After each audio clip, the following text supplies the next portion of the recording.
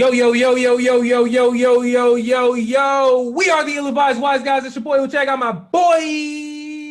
QDZ for Sheezy. Actually, you know what? I go by something different now. Call me Jacuzzi Q. Wait, Jamarcus Russell? Jacuzzi Q. Jacuzzi Q is in the house. Hopefully, you're not looking like Jamarcus Russell in jacuzzis. Just looking like Jamarcus Russell. What? Jamarcus Muscle.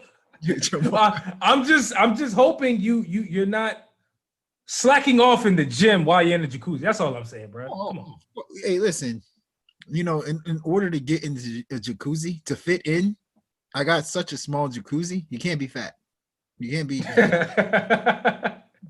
you gotta probably be slim because it's so small. But nah, that's tight though, man. That's actually tight, man. No, I'm joking. Who has a jacuzzi? Yo, who is paying you, man? I keep trying to figure out how your salary is structured, and now I know. Now I know where all the money's going to. Hey, I took out my money out of my 401k to get the jacuzzi. You happy? Damn, yo, hey, that's sad. You wanted the jacuzzi that bad. Now my future is in jeopardy. Damn, bro. Well, not my future. I get it. Yeah, no, I gotta check that joint out, man. The idea of having a jacuzzi sounds ridiculous. Like honestly, like that does not seem normal. It doesn't. Like let me just I'm gonna. By the way, during my lunch break, I'm gonna go hop in my jacuzzi. Yeah, and I'm gonna be on my laptop while I'm like that. Just seems weird. It doesn't sound, and it's not normal. The funny thing is, I've had it for a couple weeks now. I've only went one time in the jacuzzi, and I was testing it out, and it was tight as hell. I will say that it was tight as hell. But yeah, man, it's definitely interesting. Yeah. The funny thing is, you know, you got to take care of that thing. You got to put chlorine in there. You got to make sure the pH levels. You can't just jump in there. Like, that's what I wanted to do. But you can't just jump in there. You have to actually got to take care of it. It's like having a kid. Imagine if your kid was water. I don't want to imagine that, but okay. Yeah, let's start the show, man. Yo, this is episode 85. For those of you guys who've been riding with us for so long, thank you guys for joining and supporting us every episode. And shout out to y'all that have been subscribing to our YouTube channel and liking our videos. You are appreciated. You are. I don't know who you are because it doesn't tell us who subscribed all the time. But listen, we see the numbers going up. We see the views going up. Keep streaming. Keep sharing. We love that. We appreciate y'all, for real. For sure. And it's checks over stripes. Hey, sorry. I'm not getting sponsored by Nike, so this is not an ad. We should blur. Intern should blur this Nike sign out, dog. Like, that's free advertisement, man. I should record the episode like this. Damn right. Somebody gonna think I'm pledging allegiance to something, but you know. But or hey, your heart hurts. That too.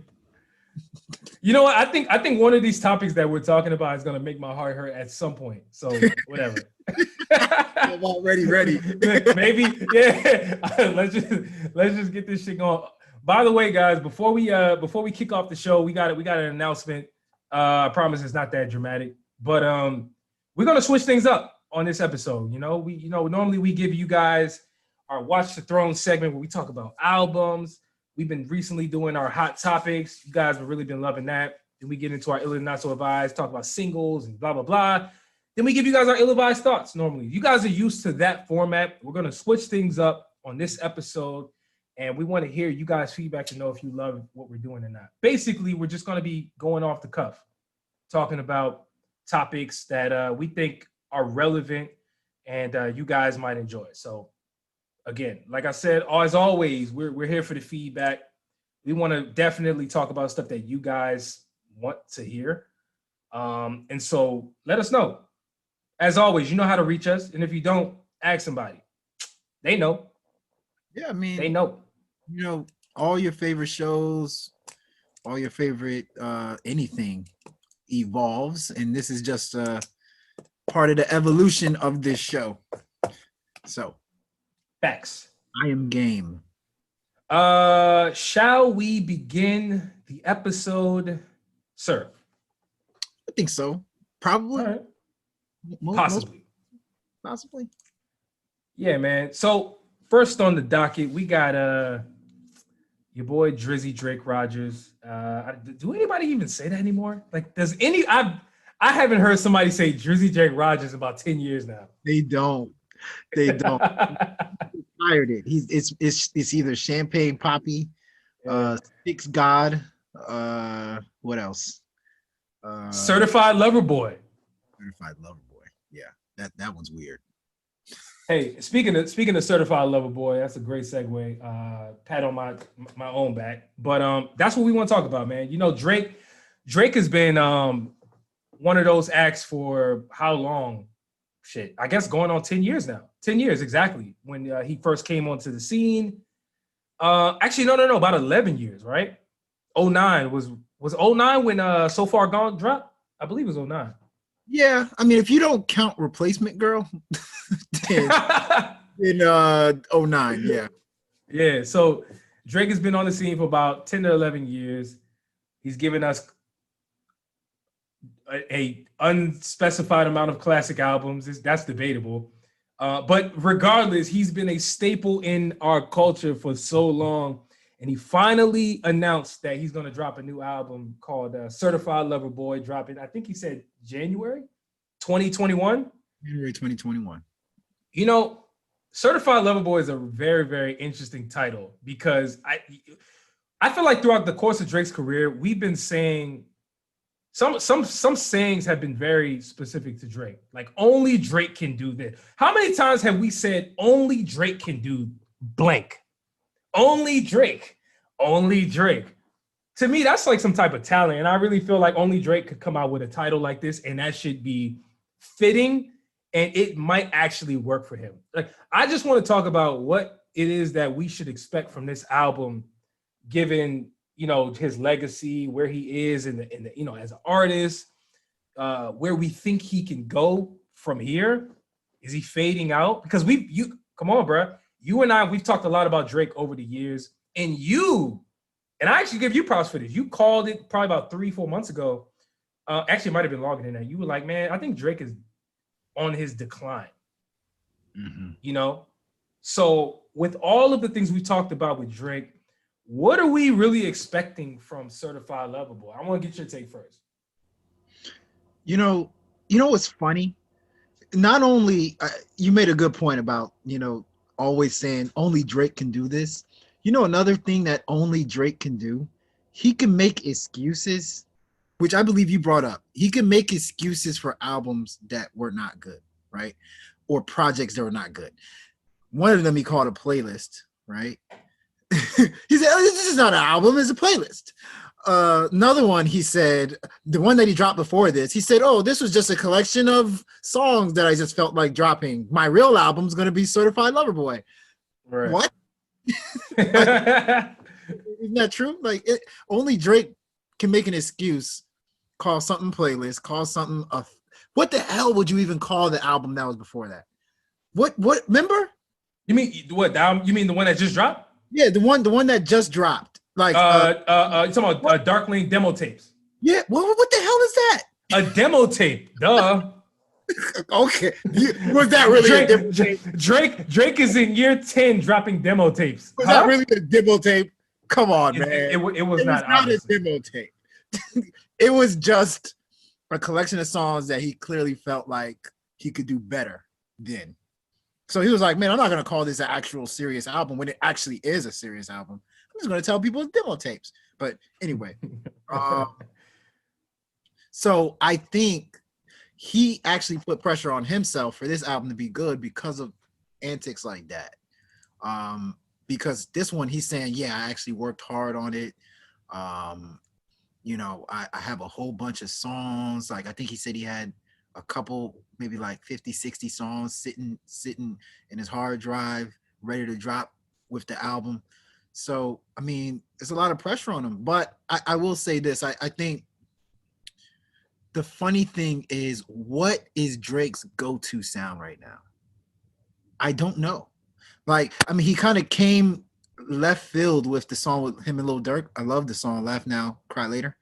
But that's is that the direction the album's gonna go? Like music like that, like, or is he gonna uh, be extremely lyrical like he was on Yeah. Dark Knight? Like, I Yeah. actually don't know. I'm curious to know, and I think he does know, and I think that's why he's really like he's trying really hard to roll this album out a certain way, and I think because he knows he has a sound that's going to shock the world. So I mean, I think for that reason it's a very highly anticipated album on my part. Like I'm looking forward to it. Yeah, me too, man. I'm expecting Drake to deliver what I'm used to him delivering when he rolls out an album, which is very good music. I mean, it's hard for me at this point in his career to expect him to just blow me away with something that I've never heard before. He would have to do something so drastic musically for that to happen, but I don't think so. So if it happens, great. If not, whatever. We're going to get the same old Drake, but that's been good enough to great so far in his career. I want to talk about his trailer though that he put out. So that trailer that he dropped with the announcement saying that the album was coming in January. I thought that trailer was extremely cinematic and it was just dope.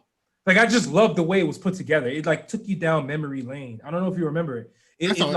It gave you flashbacks of him sitting at the table on the album of Take Care. It gave you the side profile view that he had on his Nothing Was the Same album. It gave you even the album that I thought was trash. Okay, respectfully trash. Because I understand what people are saying. Drake doesn't really make bad music, so how can you call his shit trash? Dark Lane demo tapes, whatever that was, mixtape, playlist, demo tape, whatever you want to call it, I thought was mediocre at best, my personal opinion. But overall, I would call it average. He even gave you glimpses of that on the trailer. Dope ass album cover where he has his eyes only being shown. There's dark all around. There was a lot of imagery in that trailer that I thought built some pretty dope and decent anticipation for me. So, like I said, man, it's hard for me to really expect him to drop something that I've never heard. However, Laugh Now, Cry Later, you talked about a little bit that he dropped. That I think that was the only single technically that's going to be on this new album that has dropped so far. And to me, that's another attempt at like a God's plan, like he's done before in the past, like to get the masses. I thought the song worked. It was a really good song to me. It's a great song. Overall, again, I'm anticipating good music. If he drops anything that I haven't heard before, I would be completely disappointed. I'm not even gonna lie. What can this man do at this point? What can he do musically that you've never heard? We've heard him do Afro beats. We've heard him do UK drill. We've heard him do Brooklyn drill. We've heard him do almost every genre, reggaeton. We've heard him speak in Spanish. What is this man going to put out that we've never heard before? That's the challenge. That is the challenge. Going back to the trailer for the album, somebody else did that. Jay-Z did that. I don't know if you remember Jay-Z a couple years back. He maybe just 2-3 years ago. He reenacted all his albums covers. That's a good point. But the thing about Jay-Z, right? Anytime Jay-Z does stuff like that, it's kind of like giving hints that he's on his way out, like he's thinking about retiring. Does this trailer give hints that Drake is possibly thinking about retiring from rap? I know that sounds far-fetched, but that is the type of trailer that he presented to us. One that somebody would do when they think they're on their way out. That's actually a good observation, bro, for real. Because we've questioned for a while now, and I'll make this brief because we got a lot of stuff to cover today. We've questioned how long Drake can keep up this run, this legendary, let's call it what it is, run that he has been on for the last decade. And if he is on his way out, I think it would be fitting to remind people what he's been able to put out over the years and maybe transition into another industry. I mean, come on, this man, he was on Degrassi. Not that I ever really watched that show. I feel like we've been waiting for Drake to make a transition into acting. That's been a thing. Yes. And I'm actually shocked that he has not really done that throughout his rap career. That's shocking. So maybe that's something that he's going to do. Maybe he's going to get into business. I don't know. But you're right, man. Maybe he is on his way out after this. We haven't heard those rumblings yet, though, out of his mouth or his camp. So we shall see. And you know what's funny? I mean, just to kind of add on, and then we can move on after that. Yeah. I don't think this is what Drake is going to be best at. Like, you know, for me, as great of a rapper Jay-Z is and was, when it's all said and done, Jay-Z was great at being a businessman, a hip-hop businessman. I give him the most credit and the most kudos for being that businessman. Same thing with Kanye West.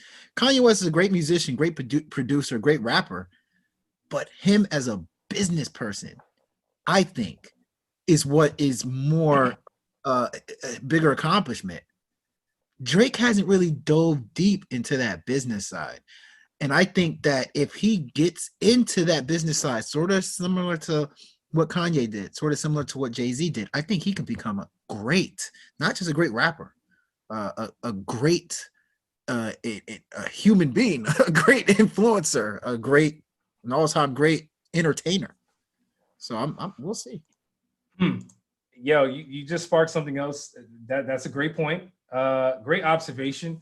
One thing that I've been observing as well for a while now is that it's something very similar to that. Is that Drake, as big as an artist as Drake has been for so long, I believe Drake has been revolutionary in music because he has been able to sell vulnerability like no other artist, no other male artist that I can remember in hip hop has ever done, right? Which is why he can come out with an album called Certified Lover Boy and it be completely authentic sounding to the core of what we believe Drake is, you know? Like, to me, that's a testament to who we believe Drake is. So to me, I think the difference between Drake and like a Kanye and even a Hove is that they've been able to sell their lifestyle, their lifestyle on a whole different level than Drake has. Mm-hmm. I don't think people are looking at Drake like he's cool. That's let me do what Drake does, and that's like, Drake endorsed that new vodka. Oh, let me go drink that. Because remember, we were in Toronto and we had Drake's vodka. I'm sorry, his whiskey, his Virginia Black. Like we did. You would think Drake, as much of a megastar as he is, could be able to market a product and people go crazy about it. I don't think people like Drake for the reasons that they love a Kanye or a Travis Scott or the people that they think are cool, like just straight up cool. Mm-hmm. You know what I'm saying? Mm-hmm. And that's no shade. That's no shade or no spite or anything to Drake.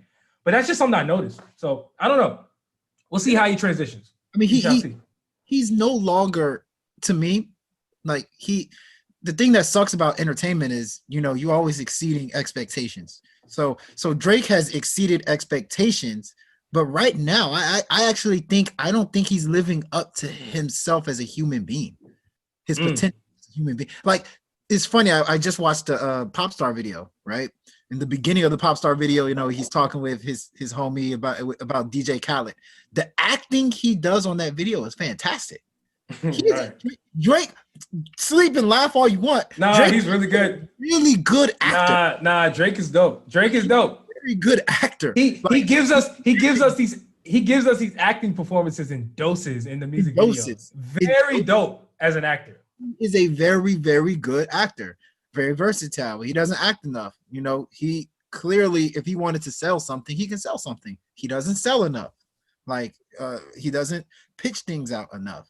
So I think now it's just up to him, like, doing that, honing in on those other skills that he has, because he is supposed to be Jay-Z, Kanye. Kanye made money. Kanye 100%. Made money off book bag. Kanye made money on book bag, and like even Kanye's clothing line caters to his quirky dress style, quirky, mentality. Jay-Z's business dealings cater to his hustling mentality. Yes. has a vulnerable market, like literally a market where he can sell things that vulnerable people will like. Now it's Yes. hard for him to make money off that, just like the other two did. That's facts, man. You That's don't need facts, rap man. no more. Drake don't need rap. Retire. Yo, a Master P says something very key, and I swear this is the last thing I'm gonna say on this topic. You know, when people were giving Master P his much needed flowers more recently, which I remember coming on this show last year after somebody died and was like, man, we need to start giving people flowers. And I remember being like, Master P needs to get his flowers, but whatever.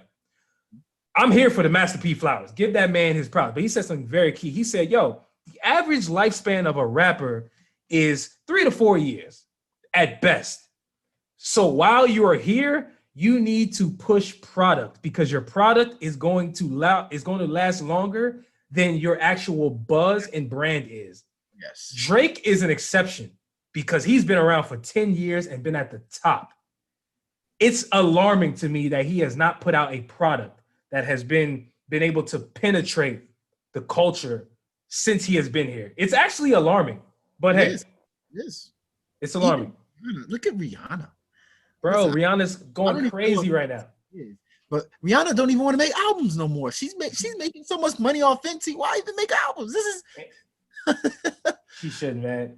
She should. But anyway, man, let's keep it moving, man. We could probably debate and talk about Drake all day. It's Drake. That's for sure. Let's move on, man, because this one is very, very important to me because you know how much I like SAINt JHN. All right. I know how much you talk about SAINt JHN and the fact that he's been baptized by every time he raps, he sounds like he's been baptized, right? That's like your thing. I peep. And he kind of does. Like, I'm with you on that.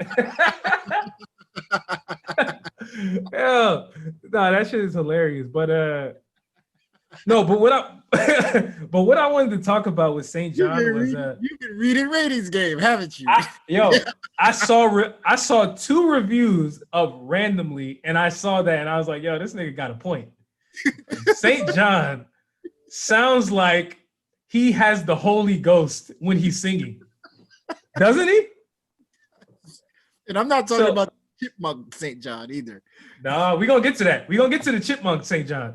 And that's actually what I want to talk about with this topic is that for those of you guys who for those of you guys who know SAINt JHN or maybe don't know who SAINt JHN is, that's fair. I think within the last 6 to maybe 9 months, I'll just call it a year.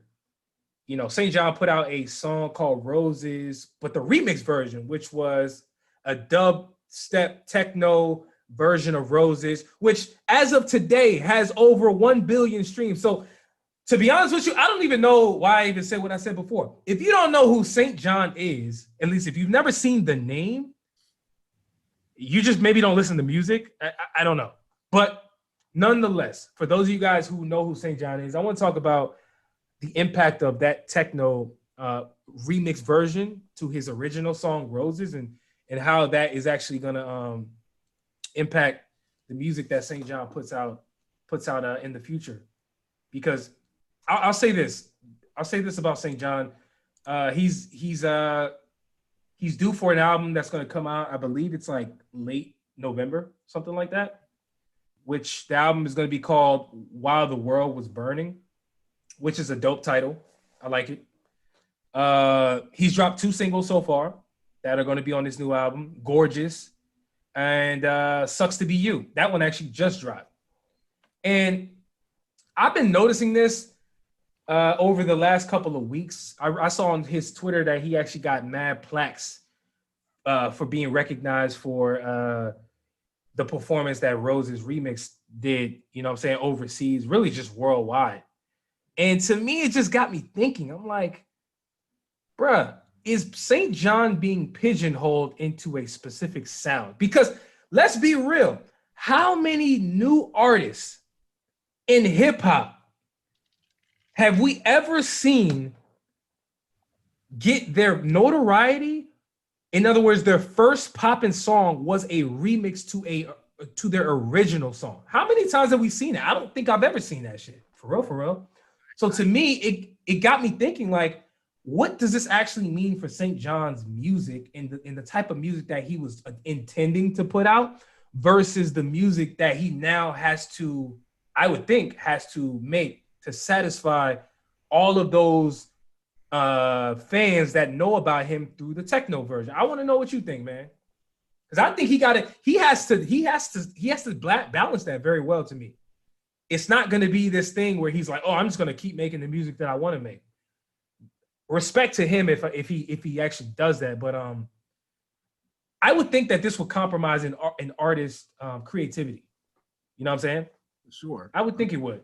For sure. I think the fact of the matter is people are going to be disappointed with this album.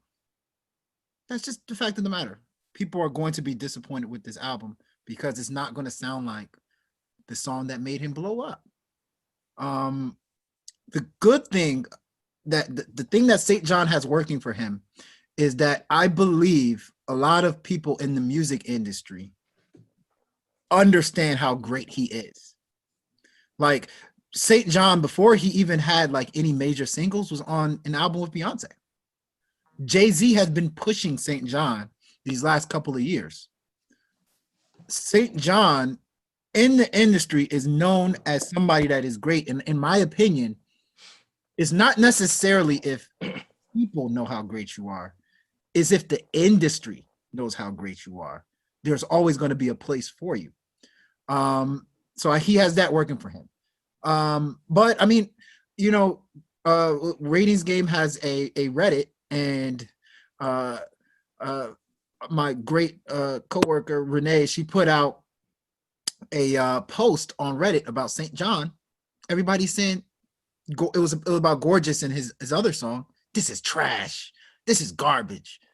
This song's not good. I'm like, this sounds exactly like the music he was making before that Roses remix. This literally sounds identical to his first album. The song, and that goes to the point that I'm making, is those expectations that people now have, unrealistic expectations, because that's not what he did on that Imanbek remix to Roses. That ain't his sound. Not his sound. It's not his sound at all. Sucks to be you, Gorgeous is the epitome of what that man does. Exactly. It's the epitome. It's the epitome. And to me, it's so I think SAINt JHN is such a great artist. I mean, I know I'm probably not as high on SAINt JHN as you are, but I think he's such a great artist that he can overcome the nonsense that comes with kind of this whole Roses remix thing. But I will say this, like his new album that's coming out, I found something very alarming. Did you see the guest features on the album? I saw it. Matter of fact, hold up. I have it right here. I got it. I got it up too. I got it up right here. Yes, sir. I'll let you do the honors. I'll go from the top. Lil Uzi Vert.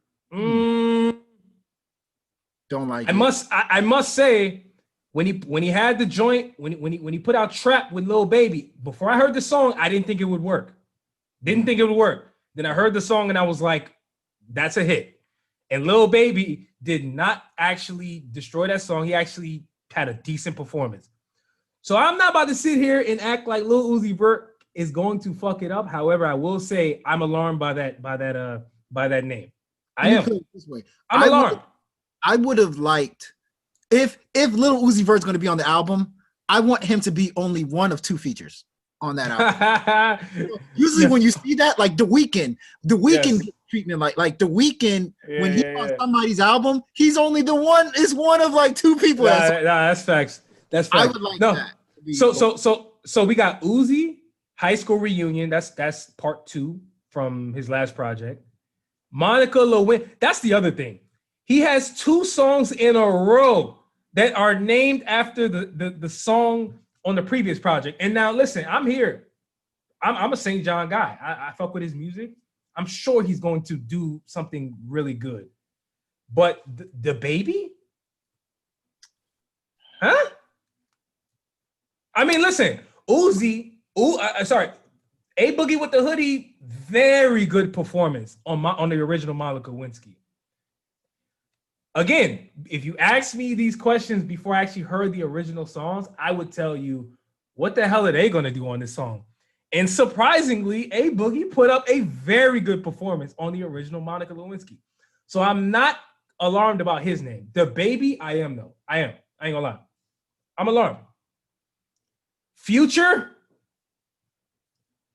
I've heard that song before. That we've heard that song. Kanye, JID, Kehlani Black.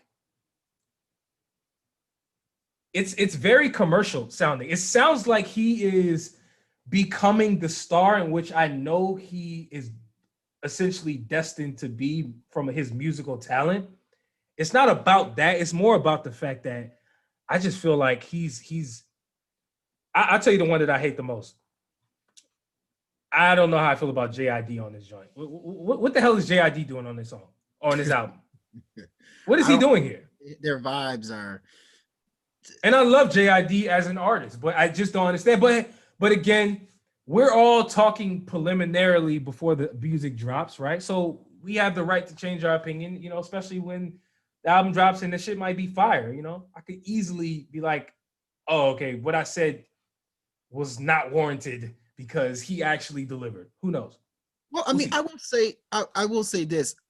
So I didn't have a problem with the features like Lil Baby. I didn't have a problem with Meek Mill was on I love that on his previous album. Yes. Meek Mill, Lil Baby. Song. I didn't have a problem with those features. But if you know Lil Jon, his solo stuff blows. You mean SAINt JHN? SAINt JHN. If you actually listen to SAINt JHN, like his solo stuff blew me away. Facts. The more people on this album, the less opportunities you get to hear his solo stuff. Like I loved his solo music. But I will say this, I think there's one thing that we can both agree on here.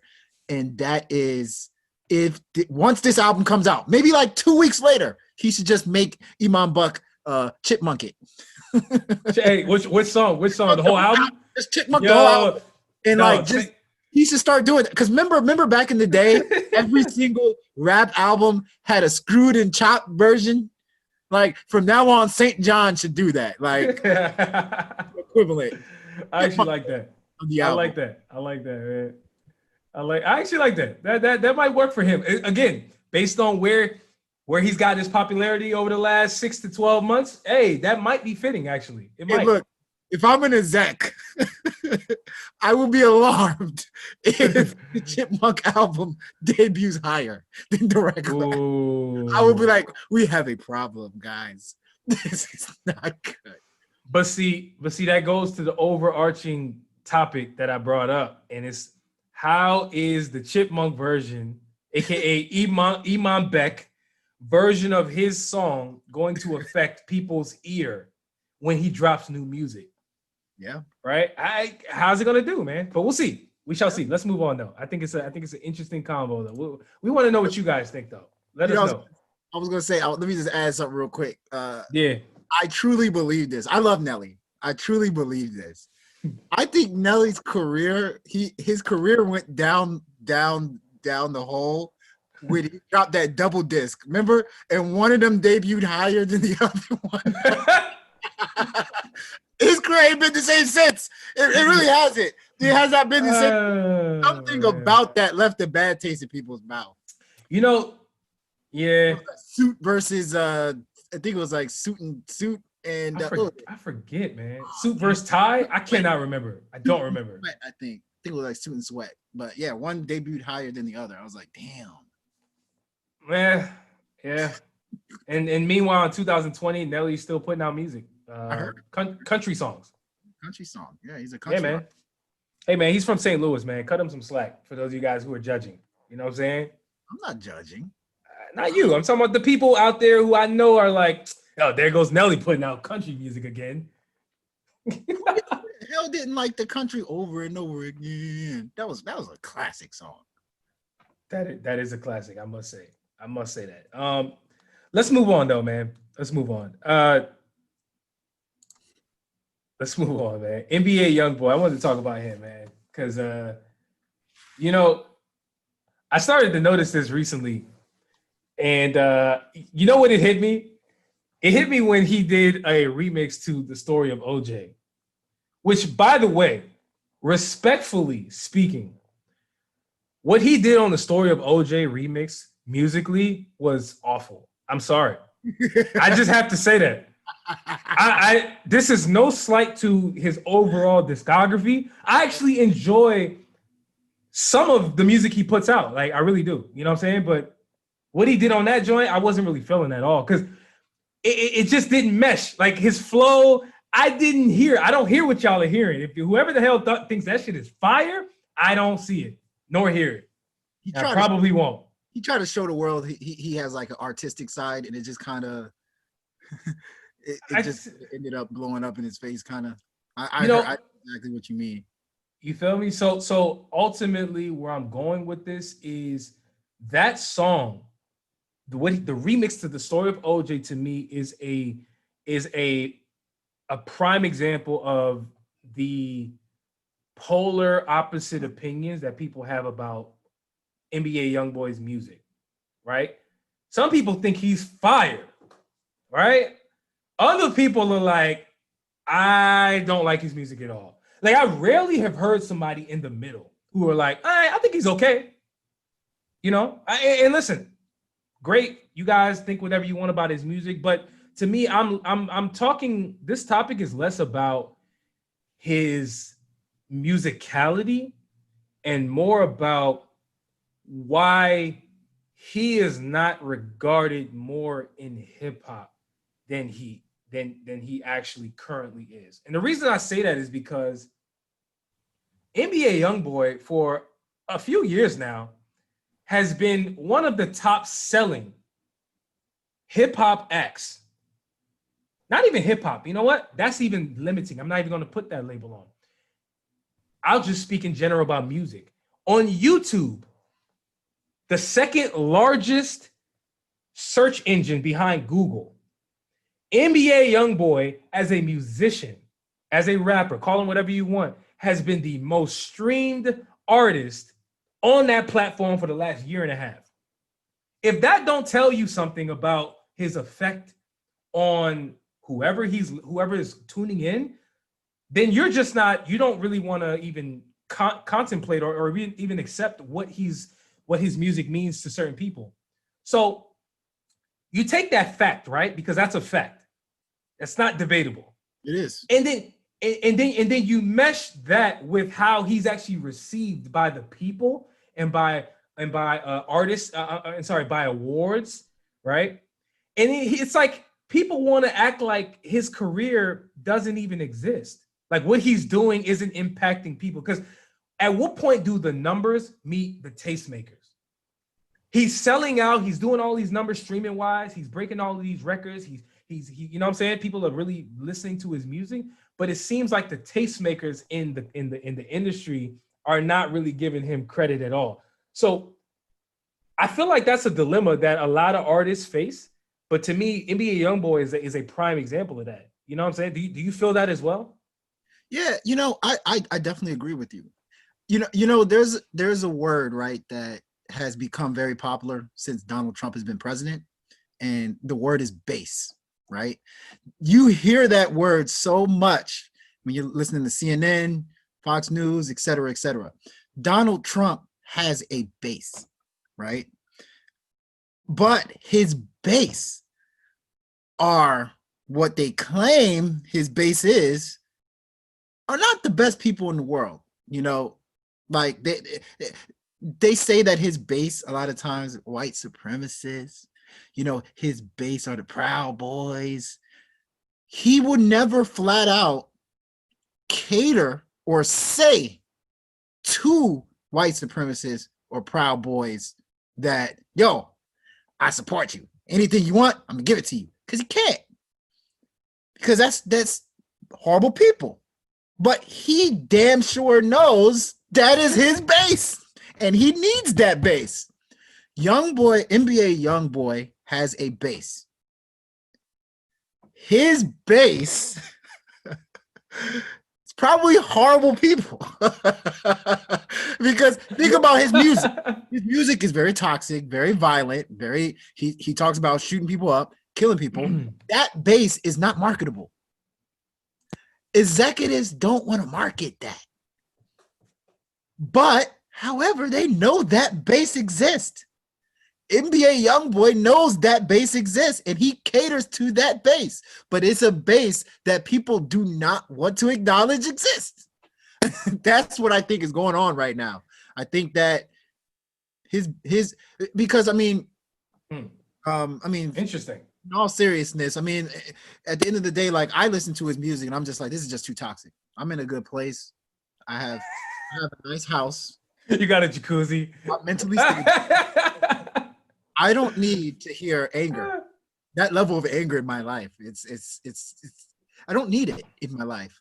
But there is some people that are listening to that music and they're just kind of understanding. They're kind of, relating to that type of angry, violent, heinous music. So okay.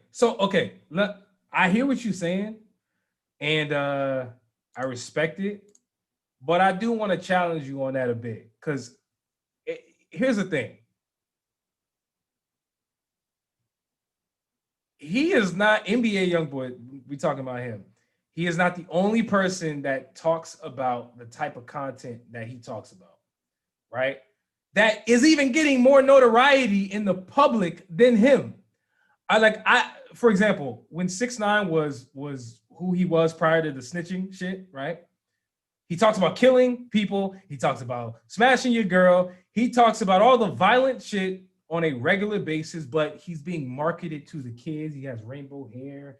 You know what I'm saying? The appeal was much more inviting, if that makes any sense. Mm-hmm.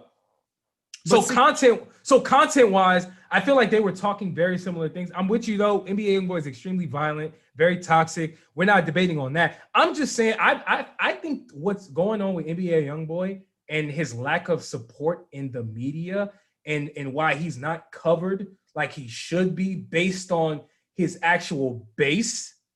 I think it's some industry stuff that maybe we're not privy to. It has to be. No, it has to be. I respectfully it has to be. Here's the big issue, and I'm going to speak for myself. Here's the big issue. So, yes, Tekashi 6ix9ine talks about the same things. Yes, the baby talks about the same things. But when you actually see the baby talk, see him talk, when you hear him talk or you see him in person, he doesn't come across as troubled to me. NBA YoungBoy seems like a troubled human being. So when you actually listen to his music on top of knowing the things that he's doing, it's very uncomfortable. It's very uncomfortable to listen to. And I'm pretty sure as an executive, it's probably very uncomfortable to market because you're marketing somebody that's troubled, that sounds troubled. And to me, I know most people are going to be like, oh, but a lot of rappers sound troubled, blah, blah, blah. No, he, to me, is one of the few rappers that are popping right now that I think is actually troubled. I listen to his music, I'm like, yo, it slaps, like the kids say. It slaps, but you guys ain't noticing that this dude kind of sounds bipolar? I don't think, but I'm gonna be honest with you. I'm gonna be honest with you. Yeah. I was gonna say, we're not Kanye. You know why Kanye's music and why Kanye is not marketed the same way? Because a lot of people now know Kanye is troubled. So when you listen to his music, you're starting to think twice, like, yo, this dude kind of moves like he has a screw loose. And so to me, Kanye is Kanye, and we'll get to Kanye. We'll get to Kanye a little bit later on in the show. But to me, I don't feel that way. I don't think the industry cares about the shit you saying they care about. I just don't feel like they're, oh my God, this guy's really troubled, so let's not market him. I think if they can make money off of you, they would. I forget about what's going on in your personal life. To me, NBA YoungBoy represents a lot of the stuff that content-wise that all these other dudes is talking about, But to me, if you listen to the story of OJ, by the way, just want to point this out. The things that were actually legible and audible that I caught, NBA YoungBoy, NBA YoungBoy talks a lot about ownership. He talks a lot about owning his masters and owning a percentage of it. Like, he's talking about some real boss shit that could, I'm not saying it is, it could play into, I don't know, maybe even how he's marketed. I don't know. We're speculating, obviously. We both don't know the real answers. I just noticed that for somebody that's so heavily streamed like he is, it's glaring to me how he's not propped up and presented more into the, in front of the people. It's alarming. It's very noticeable. I don't know. That's why I'm like, I don't know if you guys noticed that as well. So yeah, man, we would be speculating as we are to continue to debate this, but I do want to wrap up this topic a little bit and move on a little bit. But yeah, just something to think about, guys. Fantastic topic. Yeah, just something to think about. Shall we move on? Yeah. Oh man, your boy. Oh man. So now your boy, my boy, everybody's boy that comes from the Lil Wayne is the GOAT tree of rap, and there's a lot of us. Recently he officially endorsed Donald Trump. And actually, I have to say this because, hey, who knows when you guys are going to be hearing this or watching this on YouTube. We have an election right around the corner, November 3rd. If you guys haven't already voted, please go do that if you so choose. If you don't want to vote, that's cool too, I suppose. But Lil Wayne recently endorsed Donald Trump, and that caused a hell of a stir. A hell of a stir on social media. Everybody's talking about it. So I decided, you know what? We should talk about it as well. We should give our thoughts on this. We're respectful, tax-paying citizens. Let's talk about the election and also rap. This is one of the rare times where these two worlds intersect. Ironically, Donald Trump is not a respectful, tax-paying individual. But anyway, touche. He claims he's paid. Hey, yeah, I paid my taxes in advance. I paid tens of millions and millions of dollars in advance. You see, there you have it. They treat me very badly. Like, who's treating you very badly? The IRS. The IRS treating him very, very badly. They treat me good. Who the hell is treated positively by the IRS? Who? Name them. But yeah, man. We're making light of it. Some people seem to really be bothered by this Lil Wayne endorsement.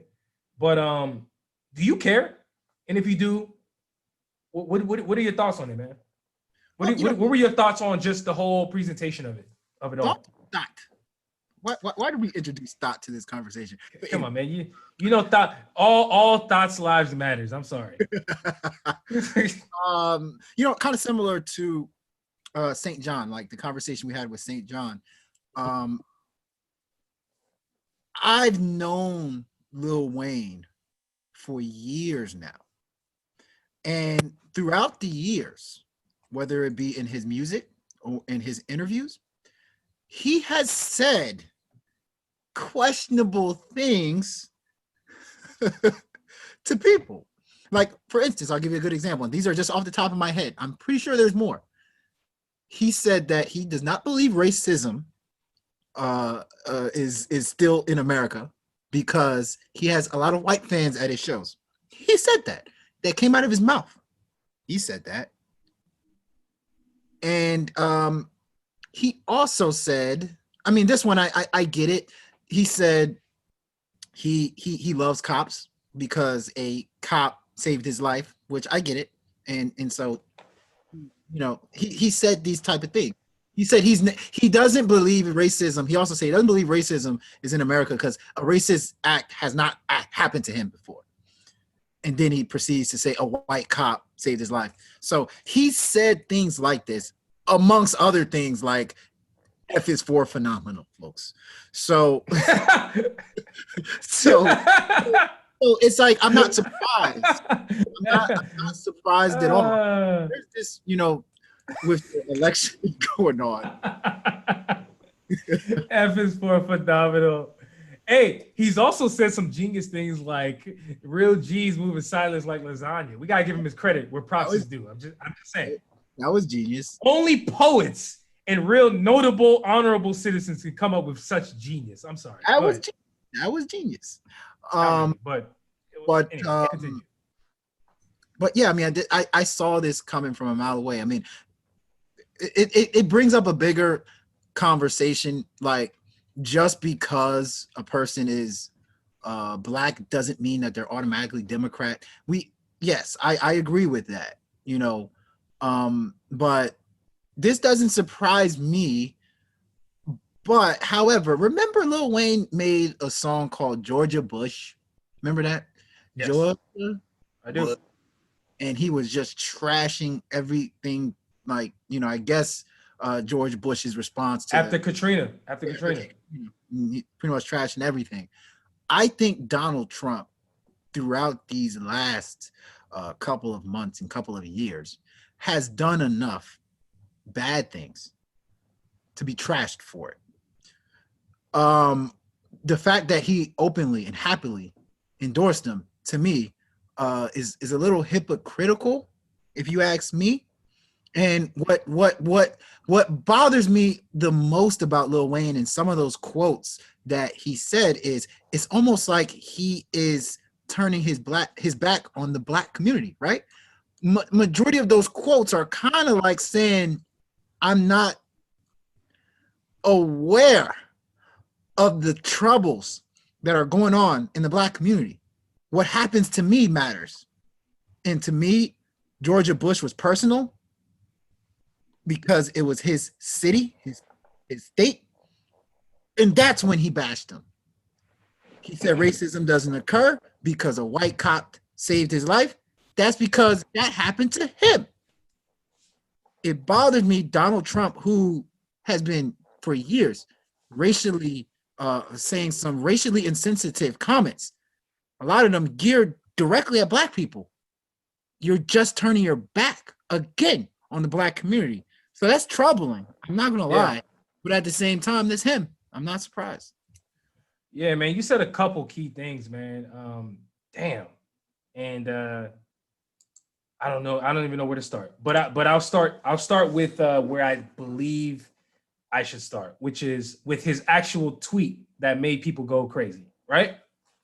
Lil Wayne said on his Twitter, and I will caution you guys because I truly don't believe he wrote this shit. I'm sorry. I'm of the belief that somebody else wrote this shit. Not that he's not capable of tweeting, but he didn't write this shit. I'm sorry. The guy who said F is for phenomenal.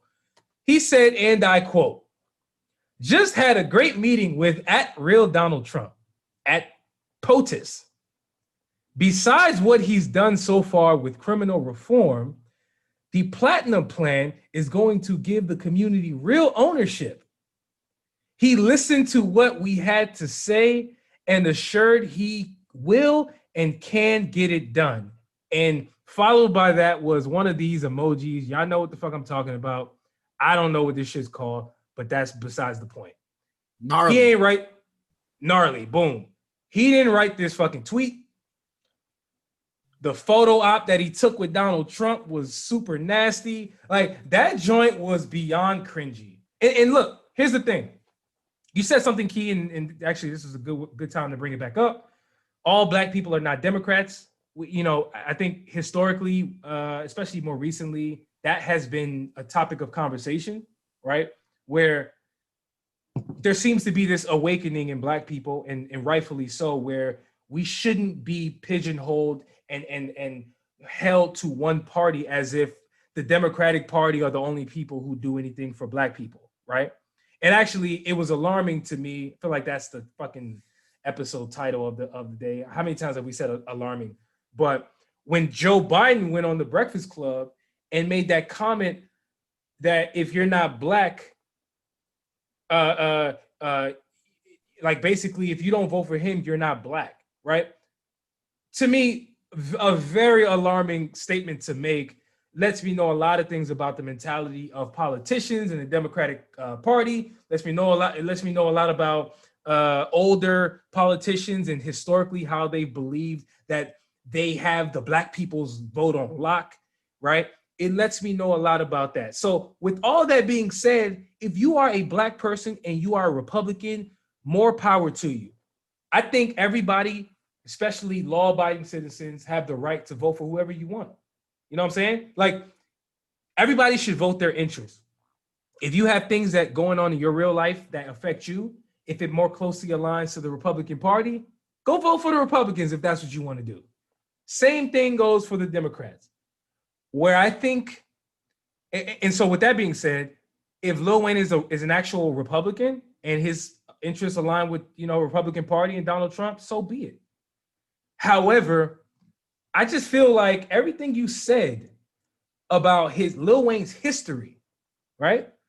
Because you and I, man, we're Lil Wayne. We love Lil Wayne as a lyricist. We respected him as an artist for the longest. We think he's one of the GOATs. Actually, Wayne is in my top 5. He's in my top 5. With all that being said, I don't look to artists to be a political figure, right? Mm-hmm. I hate that as well. Mm-hmm. And so with that being said, mm-hmm. I can make a legitimate argument as to why I don't give a fuck about any of this. I just don't. I'm just mad that this nigga put on a sweater and stood there in that picture and took that picture. That picture looks bad. I'm sorry. The picture itself looks bad. It's not that he's supporting Donald Trump. Go support Donald Trump. That picture looks bad. I'm not gonna lie, it does look bad. I mean, you brought up a good point. I guess this is the last thing I'm gonna say. You brought up a good point about, listen, I love LeBron James, and I love how open he has been about, voting, about, the president, et cetera, et cetera. I'm not one of those people that are a part of that shut up and dribble movement. But I don't know about you, but do you feel like isn't it like a little cringy when you hear a celebrity endorsed a president? Like, I think the latest I heard was Brett Favre. I cringe every time I hear a celebrity endorsed Joe Biden. The Rock endorsed Joe Biden. Jack Nicklaus endorsed Donald Trump. Like, to me, I don't think that politics and who our president is should be influenced by entertainers. Like, if you're somebody that sits down and says, oh, Lil Wayne endorsed Donald Trump, so I'm going to vote for Donald Trump.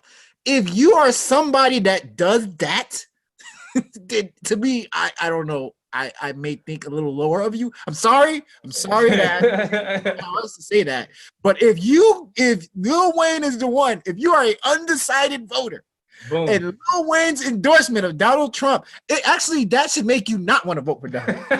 Lil Wayne's on that side? Okay, right. I'm opposite with Lil Wayne. Right. If that skips codeine, we're gonna do the opposite.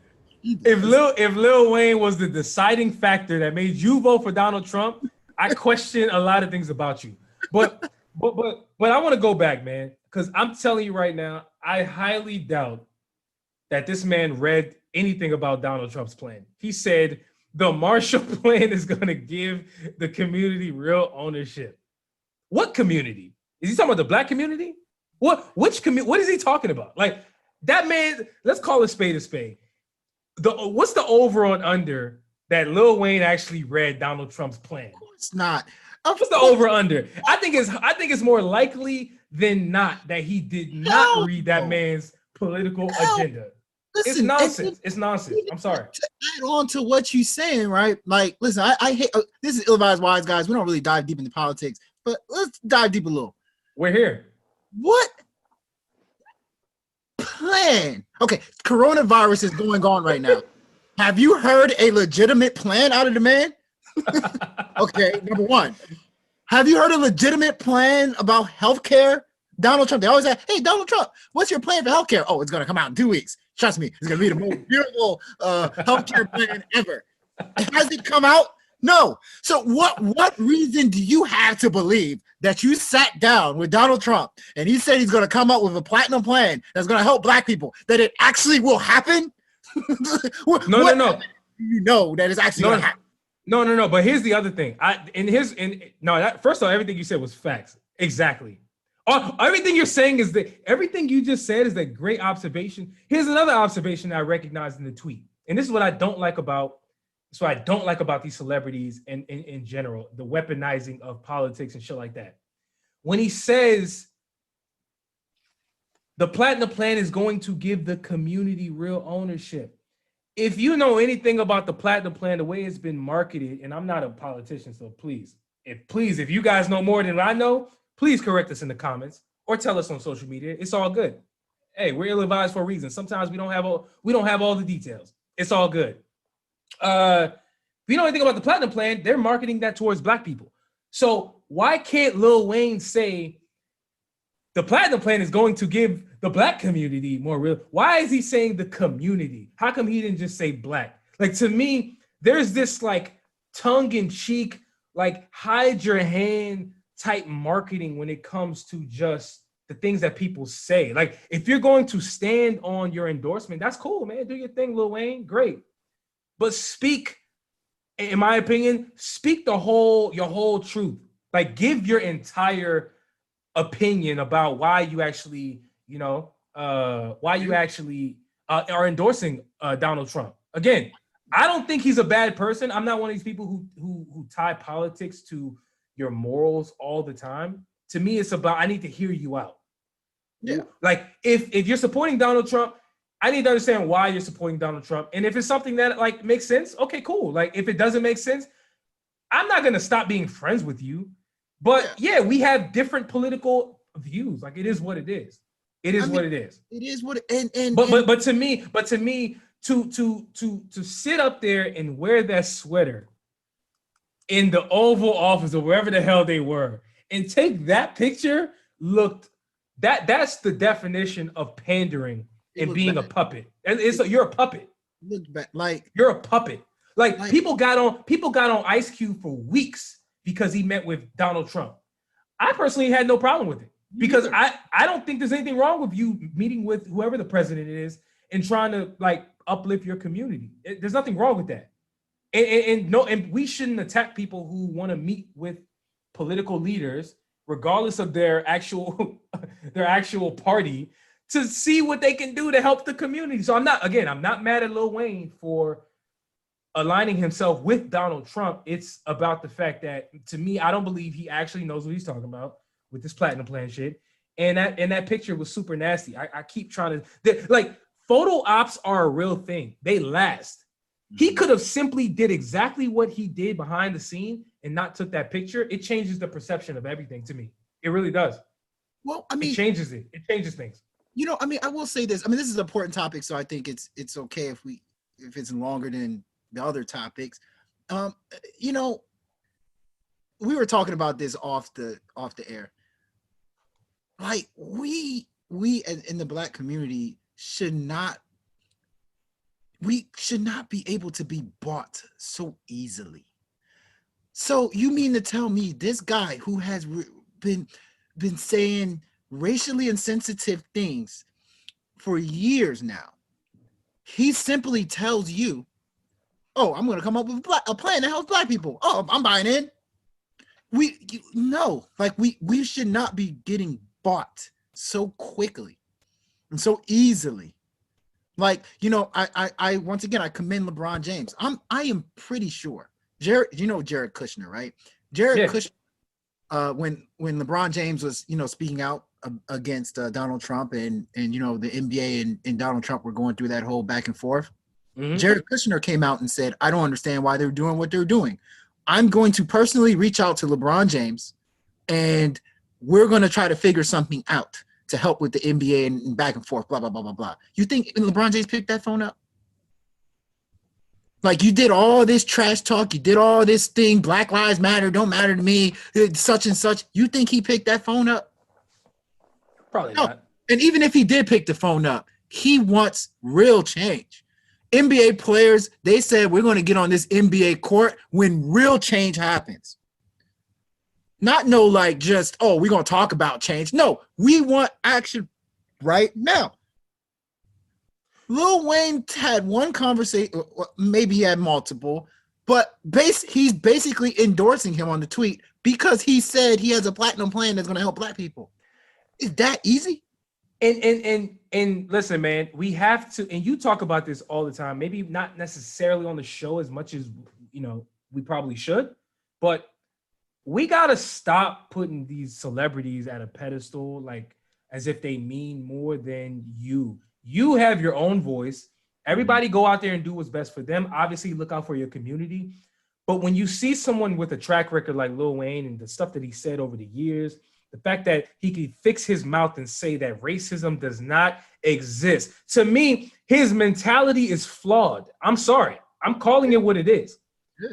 It's one thing for you to say, I personally have never experienced racism directly towards me, because there's a lot of people like that.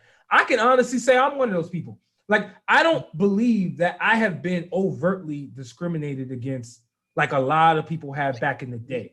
Yeah. But me not being overtly discriminated against does not mean the shit doesn't exist in other areas. It doesn't mean, and the fact that he cannot separate the two lets me know that his ability to understand that the world is bigger than himself is not where it needs to be. That's what I was going to say. It's really very simple. It's that simple. I mean this in the most respectful way. You know how I always say this to you off air. He's ignorant, right? And people always say, oh yeah, ignorance is a bad word. No, ignorant is not always a bad word. It's in context. Like, we're all ignorant, right? I think Lil Wayne is ignorant to what is going on in the world, what is going on in his own community. I mean, I get it. The platinum plan, yes, it quote unquote helps Black people. I don't even know what that means. Maybe what does that mean? I mean, I'm sure Joe Biden wants to help Black people too. I mean, what does that mean? Like, really? Like, what? Wait, what does that mean? I'm sure. What? But anyway, I think he's ignorant, and it's okay. It's okay, because, like I said, he's always been this guy. Lil Wayne's the same dude that said, I don't even know who XXXTentacion was. Like, and I was on his song. I've heard other artists, and this is the biggest indictment, and we can move off this right after this. The biggest indictment that I've heard of Lil Wayne over the years is his fellow artists and people around him that come out and say things about Lil Wayne. They'll be like, oh man, how is it knowing Lil Wayne and working with Lil? They'd be like, man, Wayne, this is consistent. Man, Wayne is on his own world, man. Wayne is on another planet. Wayne he don't even know what's going on in the world. He's just doing it. To me, that right there lets you know why someone who is in their own world should not be speaking publicly about what is going to impact the world. I don't want to hear from you, bro. Period. That's a great point. It's very clear. Like that, it is what it is. Great point. And I just want to say this: I still love Lil Wayne. Look, listen, he's still in my top 5. Come on. I disagree with your what you believe in, but at the end of the day, like, I mean, Lil Wayne looks like a cool dude. He's still top rapper. It's all good. Yes, sir. Well, it was very stupid, but it was all good. Very, very stupid. I think on that note, let's take a little break and we'll come back to music. Okay. All right, we are back. So, new music releases, update. There were a lot of albums rather, that came out over the last 2 weeks. So we're here to give you guys a little rundown on some of the projects that dropped. Ty Dolla dropped a new project featuring Ty Dolla. Joyner Lucas dropped The Evolution. I guess it's just Evolution. Queen Naija, Misunderstood, Trippie Redd, Pegasus, Wizkid, Made in Lagos. Yo, this list is long, man. I think you should pick it up from here. Oh yeah, we what else we got? We got Omarion, The Connection, Busta Rhymes, Extension Level Event 2, The Wrath of God, King Von, Welcome to O Block. If we came on this show right after the album dropped, like we were, I guess, planning to, or well, not really planning to, but hypothetically speaking, if that happened, I feel like my take would have been different than it is about to be right now. Cause yeah, man, I had expectations going into the album. And look, we earlier in the show we talked about Drake and what are our expectations about his album. I feel like expectations are a part of life. We to act like expectations are not present would be disingenuous. Now, obviously, we have to try to be as realistic as possible with the expectations. That's the freaking challenge. I thought it was reasonable to expect Ty Dolla $ign to deliver a quality project, something that was maybe more R&B esque than he's probably given us in the near future. I'm sorry, in the near past. And we didn't really get that, at least for the majority of the album. Now, I must say, the music that Ty Dolla $ign puts out to me it's good music overall. Like you just cannot listen to his album and say that any of his songs are trash. You can't say that they're not well put together, well produced. Everything that he puts together, all the songs are just well put together, well packaged. They generally deliver. However, I just feel like Ty Dolla $ign has a very wide fan base at this point, right? Like he's had to stretch himself in so many genres over the last probably 5 to 7 years since he's gotten more popping, ingratiated himself with more artists, Kanye West. He works with a lot of people overseas. J Bob, like this nigga is the new R. Kelly. He might be he's like R. Kelly on steroids, not the freaking the bad R. Kelly, not that guy. I'm talking about musically speaking, in terms of how he's able to extend himself in different genres. I think the industry respects him and the people respect him. So I get why the album is so diverse, right? You got songs like Spicy with Post Malone, you know what I'm saying? You got songs with Nicki Minaj, Expensive. Spicy is the best song on the album. Spicy to me, by the way. Spicy? You like Spicy? Best song on the album to me. To me, I think Spicy's all right. Like, I mean, it didn't really hit me. It still hasn't really hit me the way I think it was supposed to. I don't think it's the best song on the album, personally. If I had to rank this album, Spicy would be in my top 10, but Spicy is not better to me than I'm pulling it up right now. It's not better than Real Life with Roddy Ricch. It's not better than track 6. Hold on, what the fuck is the? Oh, I'm losing the freaking. I'm losing these names of songs, man. I like the joint with Music Soul Child and Black. And here's the thing. Here's what I noticed. I noticed that like halfway in the album, it got really R&B. Like it was almost like right after the Burna Boy interlude, the album switched up musically. Before, in the beginning, it was very poppy, right? All these like anthem type songs where we used to Ty Dolla $ign making these generic. I'll call them generic. To me, Spicy's very generic. That's why I don't really like the song. It just seems like an insert artist. The song was already made. Let's just put Post Malone on here, and his name value is going to take this song to the next level. I feel like the album overall musically was not bad. However, man, we needed more R&B from this guy. We just did. I'm sorry. I don't even think that's too hard and too much to expect from a dude who's given us R&B records his entire career. I just don't think that was too much to expect. Overall, though, it's not a bad project. It's not bad. It's not bad. It's actually pretty good. I will say this. It's just not what I want to hear from him. I am not playing the first half of this album. All the songs that I am running back since the album dropped are on the back half of the album. Every last one of them. Well, I'm talking about.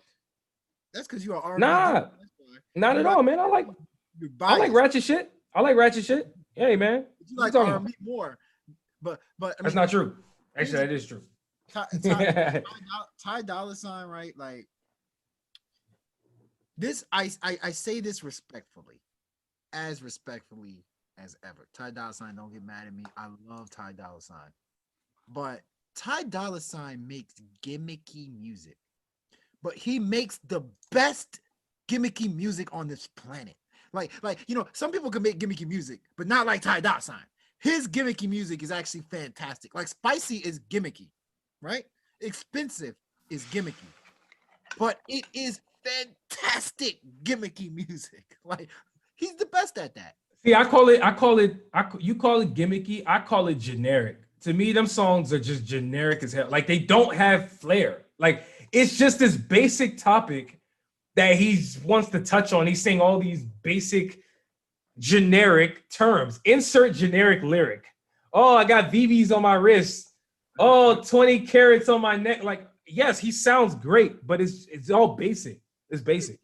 I mean, like yeah, gimmicky is a good word too. Definitely applies. Like to me, I mean, I get it. Like Ty Dolla Sign. Funny thing is, Ty Dolla Sign, I still to this day think that his best album is Free TC. That to me, what he was able to do on Free TC was like phenomenal, beyond phenomenal. But he was still making gimmicky music on Free TC. But at the time, we never heard anything like that before. So it was like, yo, man, that thing hit. I think this album is very, very, very similar to Free TC. I think it's very similar. Unfortunately, though, the songs don't hit as hard as Free TC did. Because remember, he was talking about like very, very, very deep topics, like you know his brother being in jail and you know like some deep ass stuff. This one is not as deep, but I think they're very similar albums actually. You're on mute.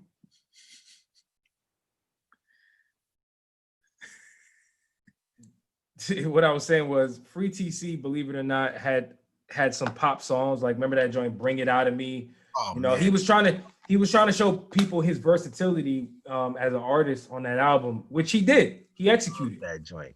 Nah, man, I just feel like Ty Dolla Sign is he's become more of he's become a more like diverse artist than I think people actually give him credit for. You know what I'm saying? Like people like me, I prefer his more R&B stuff personally, but I understand that he's satisfying his other parts of his fans. Like people care about him making songs like Spicy and Expensive. People like that shit from him. Mm-hmm. I'm not mad at that. I prefer that from him. I mean, we all say, yeah, R&B, Ty Dolla. No, I mean, I told you right now, Spicy to me is the best song on the album. I think I don't agree with Expensive is one of the best songs on the album. I think track 6 is one of the best songs on the album. Like I like him track 6 is dope. I like him doing that.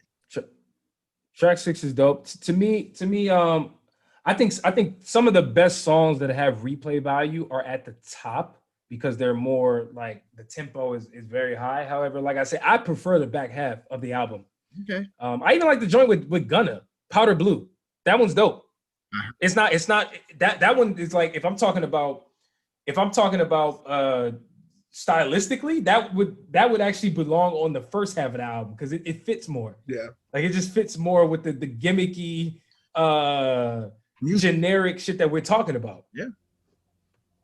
Hey, whatever. I think it's good. Yeah, let's wrap up that combo, man. Cause what would you grade the album though? But before we move on. A solid B. Solid. Right. What about you? I'm not mad at that. I think it has too much quality music for me to give it any less than a B. Like as much as I just said about the album, to me, like the music itself is too good. Whether or not I prefer it or not, to give it anything less than a B. So I'm giving it a B. Honestly.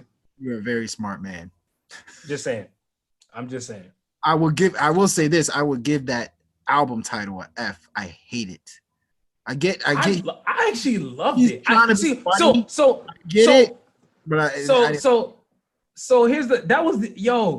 I'm glad you brought that up before we moved on, man. Because I swear to you, before the album came out, when he released the title of the album, I was like, oh, so Ty Dolla $ign trying to be funny. So he's going to come out with an album where he has very limited amount of features, and his songs are going to be featuring himself. Because remember how they used to say Drake used to feature on his own songs? Remember how that was a thing back in the day? Yeah. Like how because Drake sang and he rapped and shit like that, he could deliver little hooks. Mhm. I thought that was what Ty Dolla $ign was gonna do based on the title. And guess what? We didn't get any of that. We probably got a total of 5 songs on a 20 plus song album by himself. To me, the album did not match the title did not match the album, but I do like the title name. I will say that. I like it. True to his purpose, yeah.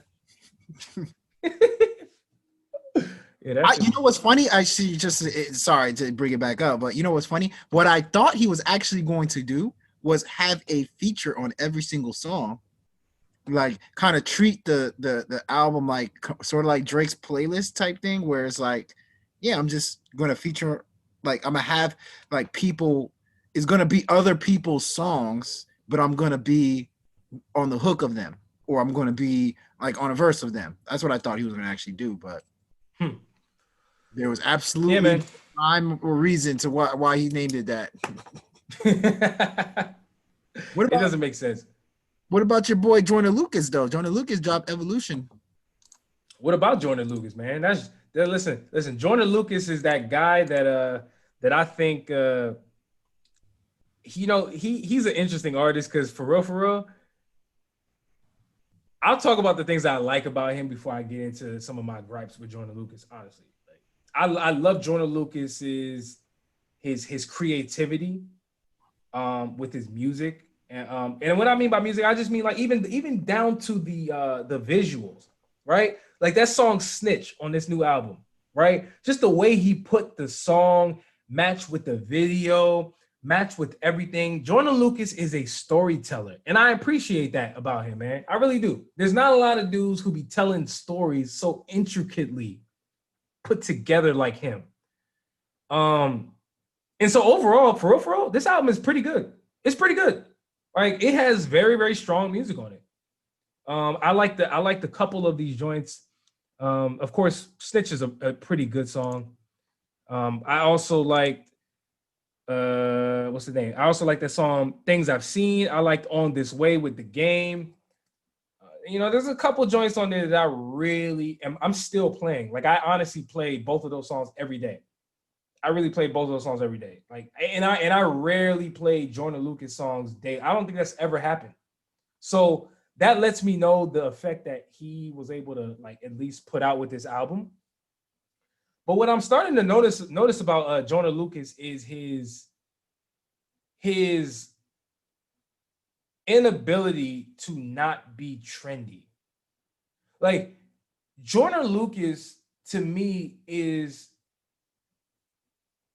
a clout chaser. And like I'm trying listen, I'm trying to be respectful here. I'm trying to be respectful here. But to me, what's up with the name calling?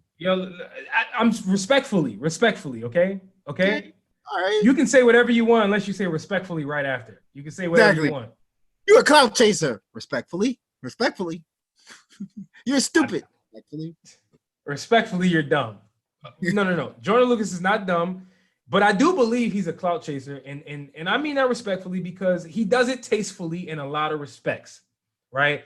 But it's just something about his trendiness that he always banks on that to me is getting kind of old. Like it's getting kind of corny to me, right?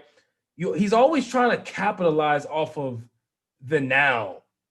You know what I'm saying? Like why is it that he can't just come out with a project that symbolizes where he is at musically? Why does he always have to package it with something that is happening in the news, something that somebody in rap said? I mean, think about it. Think about this. The first time Joyner Lucas ever really started getting real recognition was him hopping on the songs of people he was dissing or doing a remix of someone's song. Remember, he got on Lil Pump's Gucci Gang, dissed Lil Pump and a whole bunch of other people, told them how stupid they were. To me, that's clout chasing. he rode the back of a wave. He's always riding a wave. That's basically my point. He's riding a wave all the time. And while, listen, I'm not saying he's the only person to do it.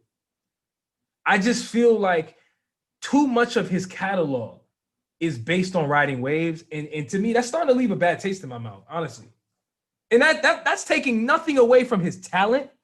It's taking nothing away from his artistry. Nothing. It's just starting to become more prevalent. I'm wondering if you feel, have you noticed that? Does that mean anything to you? What do you think about that? Oh my God. Uh-oh. Oh boy. Oh boy. So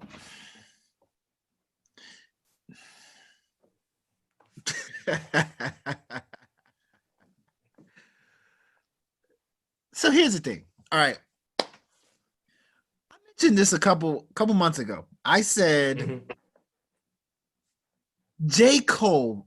Remember the conversation about J. Cole where I said, yo, J. Cole's kind of like, if you really think about it, he talks a lot of crap. And J. Cole does the exact same thing that you're saying Joyner Lucas does. He does. J. Cole hops on. J. Cole start being like, I'm gonna this little pump, all little whatevers. Every time J. Cole comes out, he says something that is like either relevant in the news today or is about another rapper, about these rappers he doesn't like. He does the exact same thing Joyner Lucas does. But J. Cole, to me, gets a pass. Because I do agree with you. Joyner Lucas, it's so funny because Joyner Lucas is the corniest non-corny rapper I've ever seen in my life. Like, he's corny, but there's nothing about him that's actually corny to me. You know, does that make sense? Like, to me, like the idea of Joyner Lucas and what he talks about is corny a little bit, but I wouldn't call him a corny dude. So I'm telling. It's hard. Okay, go ahead. Hard to explain, but I do agree with you. Like, I don't like how it's one thing to talk about all the stuff that's going on today and other rappers and stuff, but I don't like how he denounces them. I don't like how he almost operates like he's a legendary rapper, but he's not a legendary rapper yet. He almost operates that he is better, more successful than other rappers, but he's not yet. That's kind of how he operates. He almost operates like somebody that is on their high horse is what they call it. Like he's so much better and so much more influential than everybody else. And I'm like, you can't operate like that. And I think that's why J. Cole gets a pass, because J. Cole's been doing this for years. J. Cole is more successful than the people that he disses and talks about. So he gets a pass, and it sounds tight when J. Cole does it. It doesn't quite sound tight when Joyner Lucas does it, because he does, like, even when Joyner Lucas was going against Tory Lane, I don't even, as crazy as it sounds, as I know this is an insult. I'm sorry, we just go and ham on Lucas. Respectfully. I personally did not think Joyner Lucas was even on Tory Lanez' level to be talking about, I'm a battle Tory Lanez. I mean, I'm not saying Tory Lanez is better than him of a rapper, but Joyner Lucas should not have even been thinking that he's on that status with Tory Lanez at that time. At that time. So it just goes to the whole thing of like, like, to me, just to talk about the album, I'm sorry, I'll get your opinion. I know you're about to say something. I actually, the album is good. Let's get that out of the way. I think it's a very good album, but I wasn't really feeling it. I wasn't feeling his approach to the album. He almost approached the album as if like, yo, man, I'm this OG in the game, been doing this for years. Now I'm like so much wiser, so much more knowledgeable. He approached the album like Jay-Z approached Black Album. like he approached the album like, I'm about to be in the Hall of Fame. I'm a great, but it's bigger than that. It's about family. It's about, like, you know, knowing who I am and knowing how powerful I am. Like when I need to talk to somebody, I talk to Rihanna. Like, it's almost like, dude, do you know that this is only your second album? Like, dude, do you know that? I don't know if people care as much about him as he thinks they do. Yo, I'm sorry. That's kind of just how he operates. But I mean, I like him. I love Joyner Lucas, but that's just kind of the vibe I got from it. Yeah, and you know, I'm trying my hardest to be fair. I'm trying my hardest to be fair right now because, like I said, I do enjoy the majority of the songs I've heard from him. However, man, and you know what? I'll go back to the example you gave. You said J. Cole. J. Cole does very similar things that I brought up to what Joyner Lucas does. I agree. J. Cole has been very trendy with the things that he brings up. A lot of times he's touching on things that are happening in the now. And yes, people probably do give him a pass because he's J. Cole, right? And they both do it, and they both do it disrespectfully, by the way. They both do it. What you're talking J. Cole he's very disrespectful, I would say at times. I don't think he's disrespectful all the time. Like but here's my thing. Here's why I would say they're not the same. Even though the outcome seems very similar. Because the reason I'm saying that is because Cole, it almost feels like this is my personal opinion, obviously.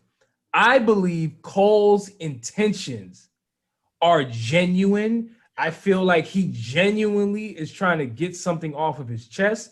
I believe he genuinely is speaking his mind. And while it may come off like how you're saying, I think that's the reason why most people give him a pass, in addition to the fact that he's Cole.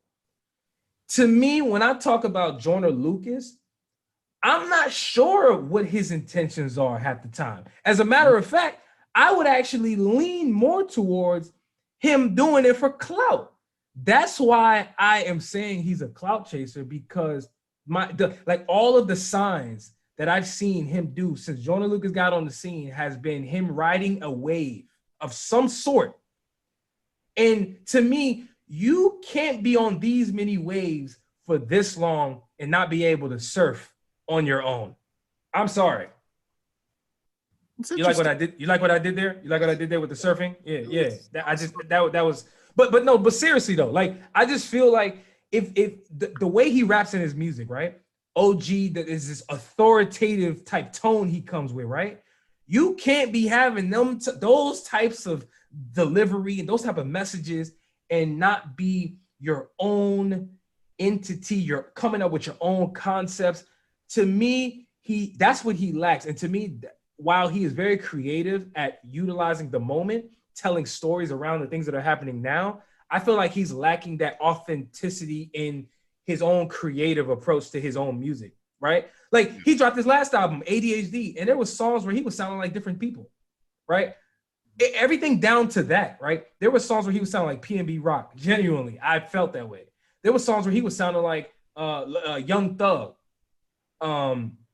It was weird to me. And while I'm not mad at somebody sounding like somebody else, that's not even what I'm getting at him on for this current moment. I'm just simply using that as an example to basically say, I just don't feel like Joyner Lucas has enough subject matter that people probably care about. And that's probably why he's riding these waves like that. That's just my suspicion. He doesn't have enough original subject matter that is keeping people interested enough in him. So he has to now implement all of these extra things that's happening in the media, election, black women, this. I don't know. This is just my suspicion. I see. Just my suspicion. I mean, something you said stood out to me, actually. You said authoritative. Yes, he gives me that vibe. You know, it's funny. I tell people way before Bill Cosby went to jail, I tell people all the time, I'm like, I wasn't a big fan of Bill Cosby. You know why? Because Bill Cosby, when he would do his like comedy sketches and whatever, not comedy sketches, but like comedy shows, he would diss black people.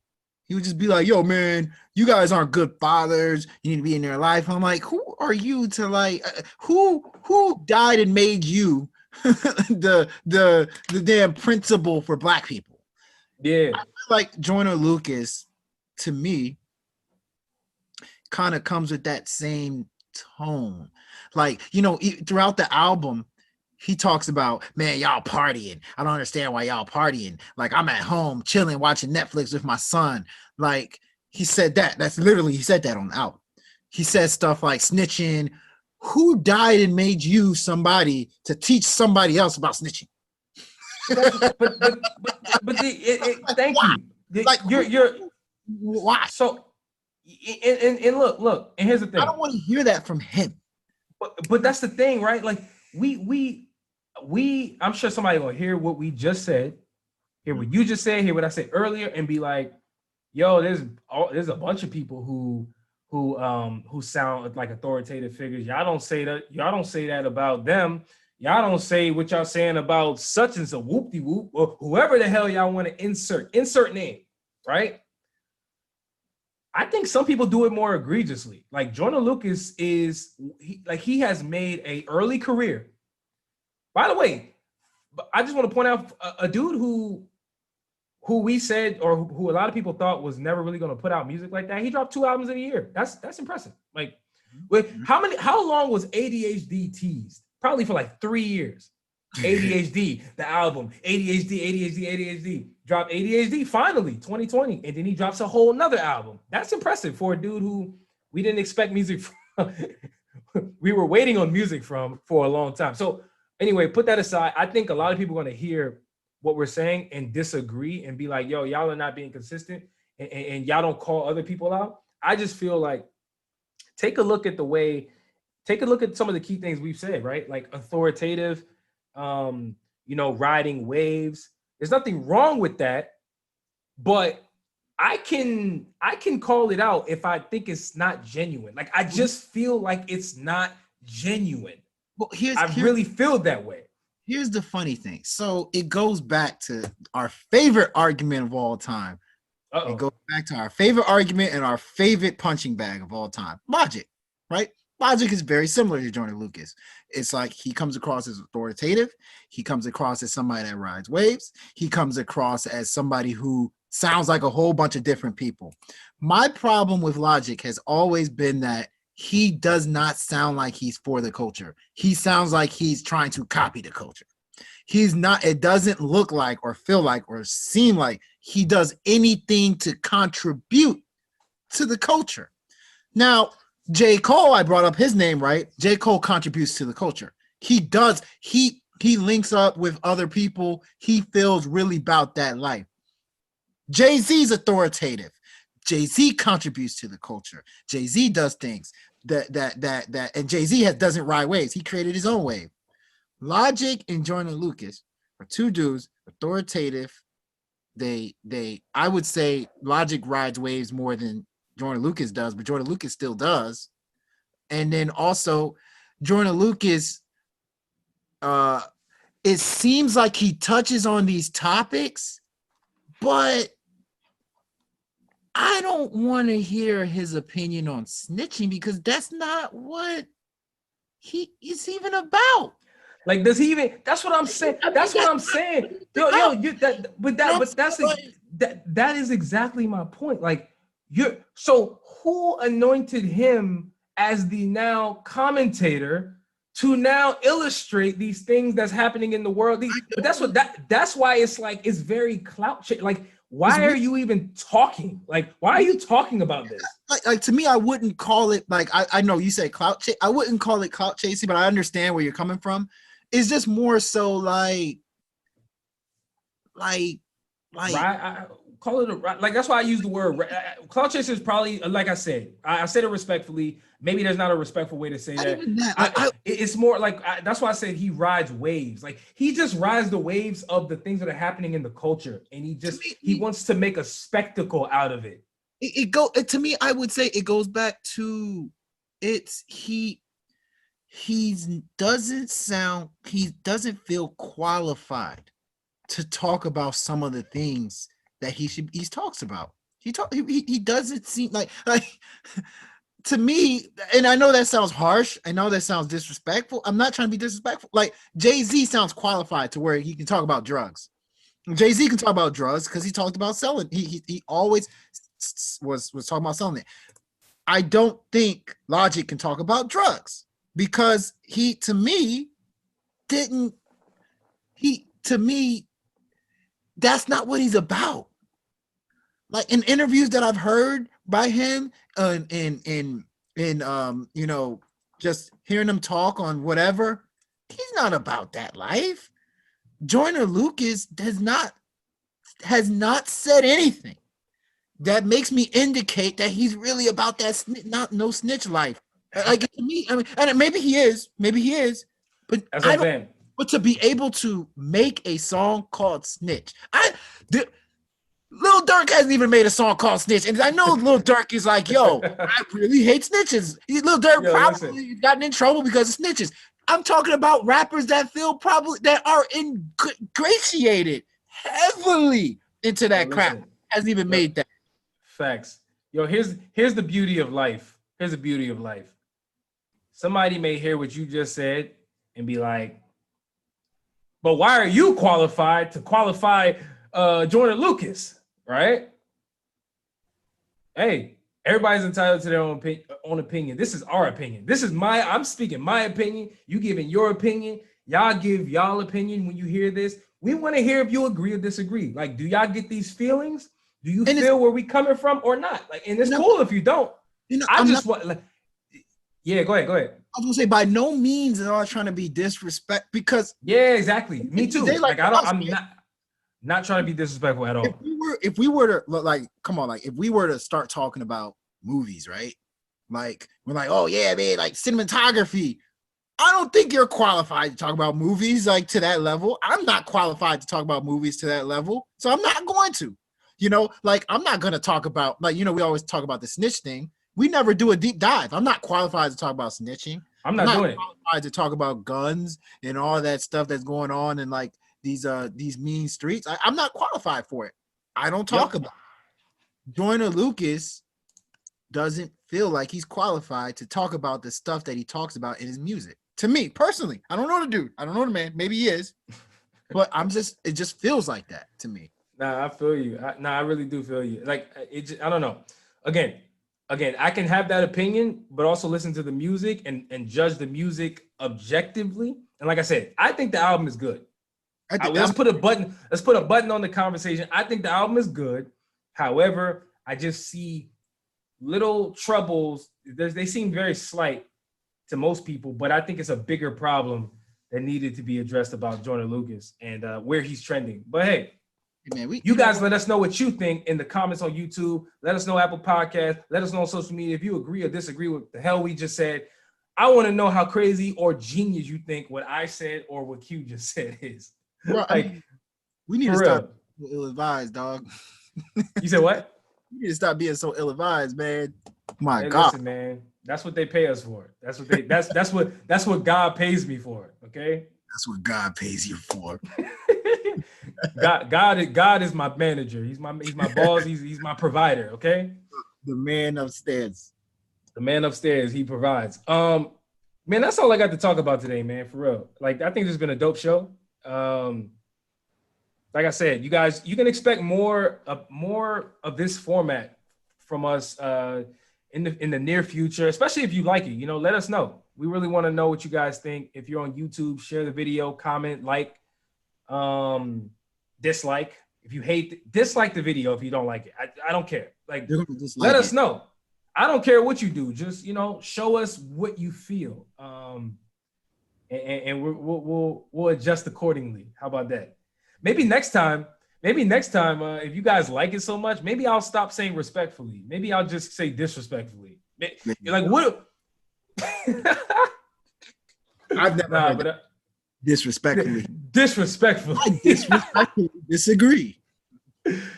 Nah, man. But hey, you got anything else you want to say before we get up out of here? Same old. Check me out. I know my Twitter is pretty dry. I don't even know what my Twitter handle is, but check me out. I think. Man, you know what it is, man. I don't. Is it Q_G? What is it? Anyway, check me out. Bro, I don't know. Check Ratings Game Music out. Ratings Game Music Twitter. That's my baby. Check us out on Instagram. Check out the site. Yeah. And if we don't hear from you until next time, happy Joe Biden for President Day. Yeah, that's true. Oh, that's okay. Let's make a prediction. By the time this comes out, the presidency will have been announced. It will have been announced. Actually, that's not true. But I would say we don't know when you guys are going to hear this. Maybe you'll hear it after the election. So, but yeah, you're right, man. Let's make a prediction. I'm endorsing nobody, by the way. I'm not endorsing anybody. I don't endorse. I cannot believe. Did I take the Kanye West Joe Rogan topic off of this?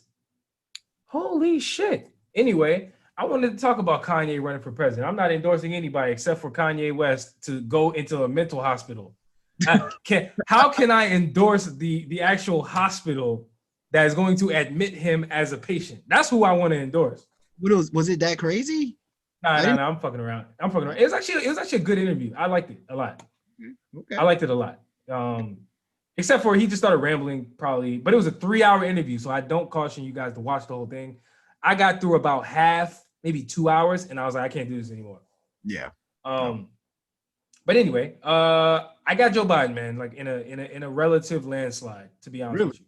Yeah. Landslide. I think Joe Biden's probably going to be the next president of the United States. You know what? The good news is we probably actually won't know on Tuesday.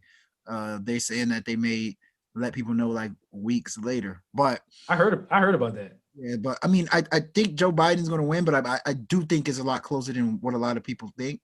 But all I can tell you guys is go ahead and vote. I know that's the new big thing. Everybody's telling people to vote. Go vote. I don't care who you vote for. Actually, I do. But yeah, man. Yeah.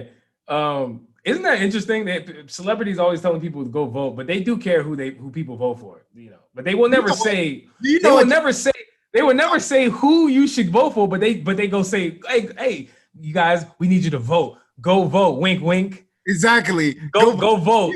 You know what that means? Go vote means vote for Joe Biden. Exactly. Anytime I hear somebody say vote, that means go vote for Joe Biden. That's true, dog. Like, do Republicans even say go vote? I don't think they do. I don't. Like any celebrity, anybody out there that's saying go vote has to be a Democrat, aligned with Democrats. They have to be. Because they know that's how they lost. Hillary Clinton lost last time. Not enough people voted. Even though she won the popular vote. Let's be clear. That electoral college is corrupt. Bro, I need somebody to come on this show and explain that shit to me, honestly. Because I'm still stuck at the fact that presidents can elect Supreme Court justices to lifetime terms. To me, that makes no sense. How the hell can a president who has a 4-year term elect someone who will be a Supreme Court justice for potentially 40 years? Yeah, it's kind of like to me that doesn't make sense. Like that doesn't make sense at all. I don't understand that. It doesn't make sense in any kind of way. It doesn't make sense in any kind of way. So we need to change our laws. I ain't gonna lie. Like we need to change that law. I think presidents need to have yearly reviews. Presidents should be able to be fired. Wait, by who? By who? By the people? By somebody, the people, the taxpayers, somebody. Bro, they attempted to fire Trump, but the application didn't go through. Like it was almost like there was a filing error. How the hell, bro? When Skills or Uncle Murder do their yearly wrap up, they better mention the impeachment because I think people forget that happened in 2020. People forget, like 2020 has been so long and there's been a lot that's happened that it's almost like we forgot that Trump was actually impeached at the top of this year. I completely forgot. Exactly. Completely forgot. That's true. Damn. He was impeached, bro. But anyway. Yeah, let's get up out of here, man. You guys, like I said, like the show. We appreciate y'all for listening if you stayed this long. This is the Ill-Advised Wise Guys podcast. As always, if you're giving advice, make sure it's ill. Merci.